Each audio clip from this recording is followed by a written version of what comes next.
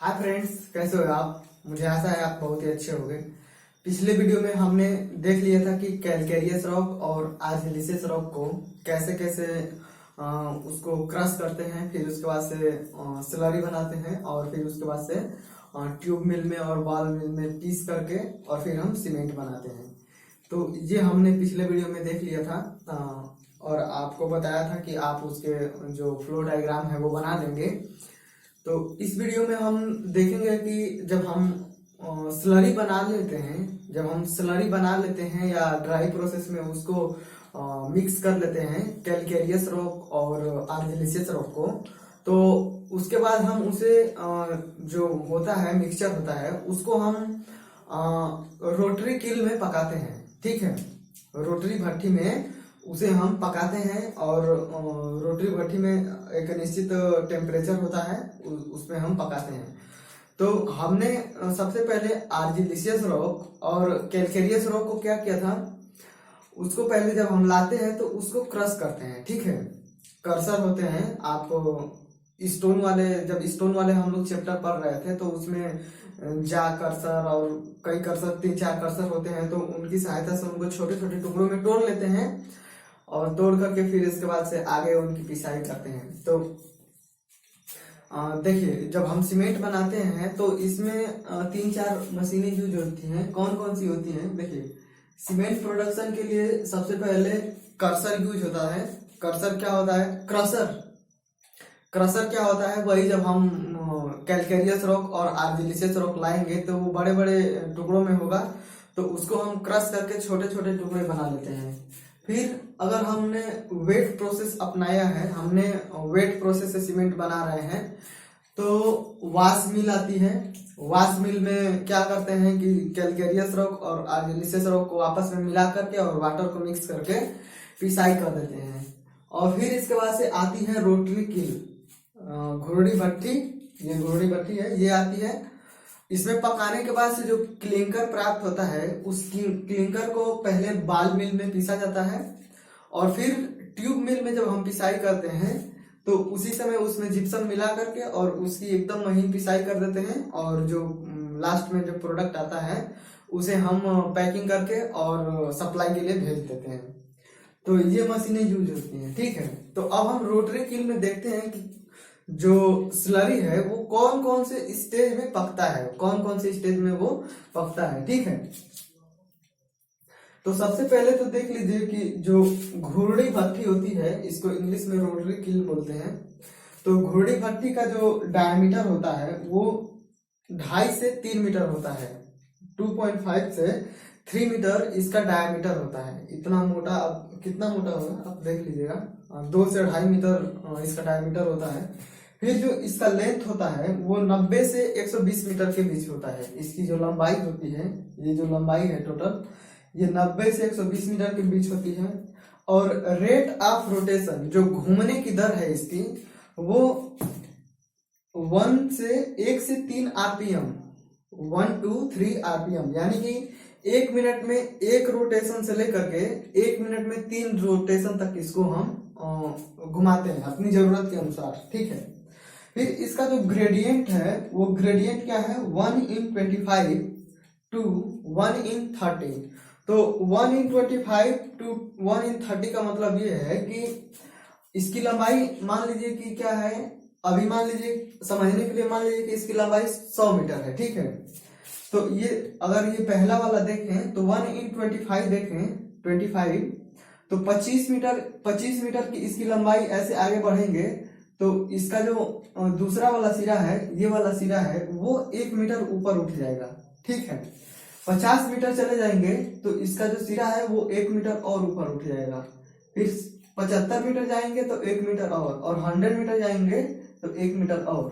तो यानी कि 25 मीटर लंबाई हम चलेंगे तो इसका जो दूसरा वाला सिरा है, इंड सिरा है या स्टार्टिंग सिरा है, जो भी है, मतलब दूसरा वाला सिरा है, जिधर से हम स्लरी डालेंगे तो उसको 1 मीटर ऊपर उठा देंगे।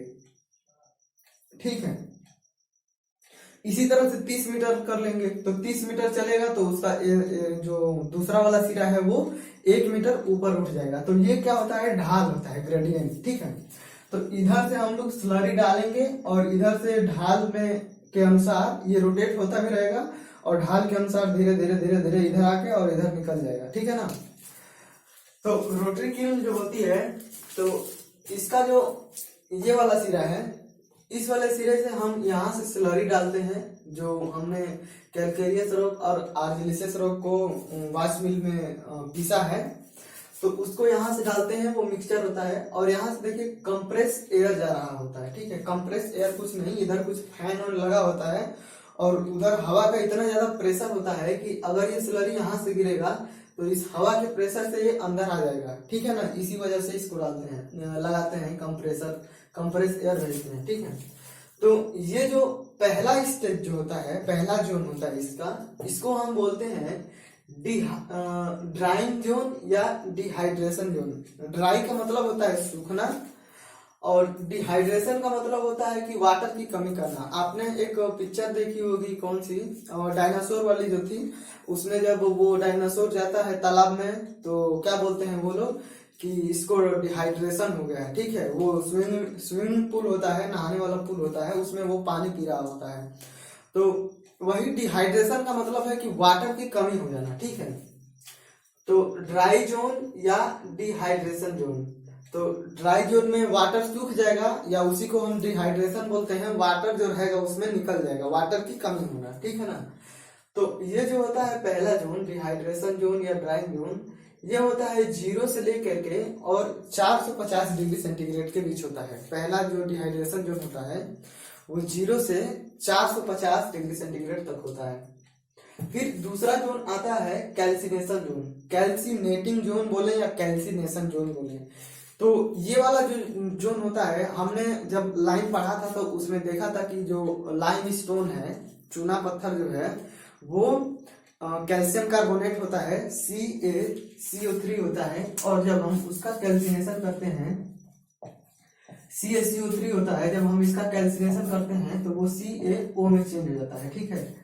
तो हमने जब यहाँ पे सीमेंट जब हम बना रहे हैं तो हमने कैलकेरियस रॉक लिया है, यानी कि सीधा क्या लिया है, लाइम स्टोन लिया है, CaCO3 लिया है और आर्जिलियस रॉक लिया है, और उसमें जो कमी, जिस चीज की कमी थी उसको हमने मिलाया है, उसका मतलब सही अनुपात फिक्स कर दिया है, ठीक है।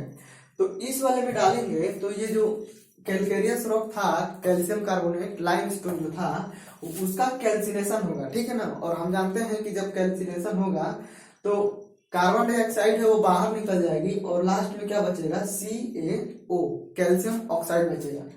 तो ये जोन होता है 450 से 900 डिग्री सेंटीग्रेड। और हमने लाइम में पढ़ा था कि जो कैल्सिनेशन होता है चूने का, लाइम स्टोन का, वो 800 से 900 डिग्री सेंटीग्रेड पे होता है, ठीक है। तो इसका जो रेंज है वो, अब देखिए चूंकि यहाँ पे 450 से, तो 450 से 900 तक आ ही रहा है, तो अब टेम्परेचर ग्रेजुअली ही ना बढ़ेगा कि डायरेक्ट एक ही बार जंप कर जाएगा, ठीक है। तो वो ग्रेजुअल बढ़ेगा। तो 450 से ये 900 डिग्री सेंटीग्रेड के बीच में जो जोन होता है उसे हम कैल्सिनेटिंग जोन बोलते हैं, कैल्सिनेटिंग जोन। फिर इसके बाद से आता है सॉलिड स्टेट रिएक्टिंग जोन। क्या आता है, सॉलिड स्टेट रिएक्टिंग जोन। तो अब जब ये वाला जोन है वो 900 डिग्री सेंटीग्रेड से और 1300 डिग्री सेंटीग्रेड के बीच में होता है, ठीक है। तो इसी वाले जोन में, सॉलिड स्टेट रिएक्टिंग जोन में, अब तो इसका कैल्सिनेशन हो गया तो वो CaO में चेंज हो गया ना।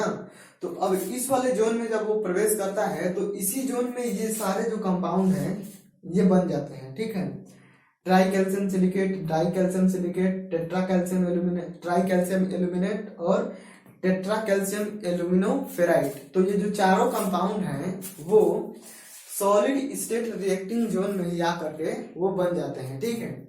और इसके आगे जो जोन है 1300 से 1600 डिग्री सेंटीग्रेड, चौथा जोन है जो, उसका टेम्परेचर 1300 से 1600 डिग्री सेंटीग्रेड होता है। और इसमें देखिए क्या होता है कि अब इसमें तो जो कंपाउंड बनना था वो तो बन गया, अब इस वाले में क्या होता है कि इस वाले में क्लिंकर बन जाता है, ठीक है ना। जो क्लिंकर है वो नूडल्स में या लंप के रूप में, छोटे छोटे लंप के रूप में, जिसका डायमीटर 3 mm से 25 mm के बीच होता है, तो वो इस वाले जोन में आके क्लिंकर बन जाता है। अब देखिए यहाँ पे रोटरी किल है और हम यहाँ पे देखिए इसमें फ्यूल हम इधर से दे रहे हैं, नीचे वाले सिरे से हम फ्यूल दे रहे हैं, ठीक है ना।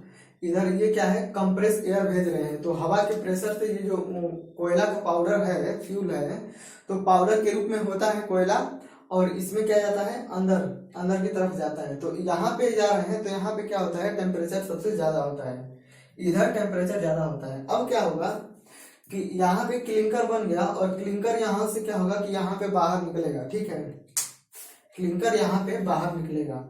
और यहाँ पे क्या होता है, कन्वेयर बेल्ट लगा होता है या कुछ अरेंजमेंट होता है, तो अब वो निकलेगा तो यहीं पे इकट्ठा होगा, तो यहाँ पे ये निकलता रहता है। देखिए सीमेंट का जो बनने का प्रोसेस है, वो स्लरी इधर से आती रहती है, और इसका रोटेशन फिक्स होता है एक निश्चित टाइम फ्रेम पे, ठीक है, एक रोटेशन, 2 रोटेशन आरपीएम, तो ये घूमता रहता है, ये घूमती रहती है, इधर से स्लरी आता रहता है, और इधर से बन करके क्लिंकर जो है निकलता रहता है। और यहाँ पे कुछ लगा होता है, या कन्वेयर बेल्ट मान लीजिए लगा होता है, और ये यहाँ से ऐसे जाता रहता है, ठीक है ना। तो जब क्लिंकर बन गया, तो अब तो इसका टेम्परेचर 1300 से 1600 डिग्री सेंटीग्रेड है, यानी कि बहुत ज्यादा है, हमको इसको ठंडा करना है। तो हमने देखा था कि इसको मॉडरेट रेट ऑफ कूलिंग पे जब ठंडा करेंगे तो इसका जो स्ट्रेंथ प्राप्त होगा वो हाई प्राप्त होगा। तो अब यहाँ से जाएगा ना, तो जो मोटे मोटे चैन होते हैं, हमने देखा था कि लोहे के मोटे मोटे चैन होते हैं, ऐसे वाले छल्ले वाले आपने देखे होंगे, पतले वाले देखे होंगे, और वो क्या होता है कि उनका डायमीटर बहुत बड़ा होता है, ज्यादा होता है डायमीटर, तो वो बहुत मोटे मोटा होता है। तो इधर आएगा और इसमें क्या करेगा कि जो क्लिंकर निकला है उसमें टच होगा। तो अब जानते हैं कि लोहा जो है उष्मा का बहुत ज्यादा क्या है, सुचालक होता है, उसमें हीट क्या होगी इसकी, वो खींच लेगा, जो चैन है लोहे का वो खींच लेगा। और जो मॉडरेट रेट ऑफ कूलिंग का जो दर था 1200 से 500 डिग्री सेंटीग्रेड 15 मिनट में, और 500 से नॉर्मल टेम्परेचर पे वो 10 मिनट में आ जाएगा। तो इसी विधि से क्या होता है कि वो मॉडरेट रेट ऑफ कूलिंग पे इसको ठंडा कर देते हैं, ठीक है। अब जो वो तो ठंडा हो गया, और ठंडा होने के बाद से फिर बॉल मिल में पीसते हैं, फिर इसके बाद से ट्यूब मिल में पीसते समय जिप्सम मिला करके पैकिंग करके उसकी सप्लाई कर देते हैं, ठीक है। तो ये प्रोसेस होता है सीमेंट बनने का, रोटरी किल से बनता है। तो अब देखिए इसमें जो क्लिंकर बना है, ना, तो सॉलिड स्टेट रिएक्टिंग जोन में ये चारों कंपाउंड बन जाते हैं, और मेनली यही चारों कंपाउंड जो है सीमेंट का जो है मुख्य रोल निभाते हैं। कोई स्ट्रेंथ प्रदान करता है, कोई सेटिंग के लिए रिस्पॉन्सिबल होता है, और कोई अल्टीमेट सेटिंग प्रदान करता है। तो देखिए सबसे जो पहला कंपाउंड है ट्राई कैल्शियम सिलिकेट 3CaOSiO2। तो ट्राई कैल्शियम सिलिकेट को हम C3S लिखते हैं, ठीक है, C3S।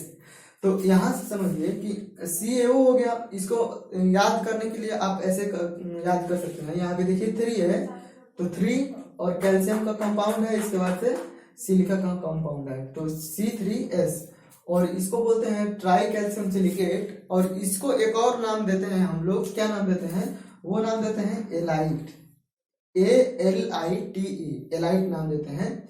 और इसका जो परसेंटेज होता है, जो पूरे सीमेंट बना है उसमें जो इसका परसेंटेज होता है, तो वो 25 से 50% के बीच में होता है। ये क्या है, एक रेंज है, 25 से 50% के बीच में। अगर हमको एक सही करना हो तो वो क्या होता है, 40%।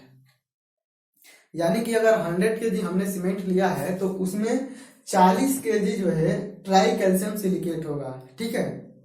तो ये इसका रेंज होता है। फिर इसके बाद से जो दूसरा कंपाउंड है वो क्या है, डाई कैल्शियम सिलिकेट, और इसको जो है C2S से डिनोट करते हैं, C2S लिखते हैं, डाई कैल्शियम सिलिकेट बोलते हैं। और डाई कैल्शियम सिलिकेट का जो दूसरा नाम हम लोग लेते हैं वो क्या है, बेलाइट, क्या है, BELITE, बेलाइट। और इसका जो रेंज होता है वो 25 से 40% के बीच में होता है, 25 to 40%।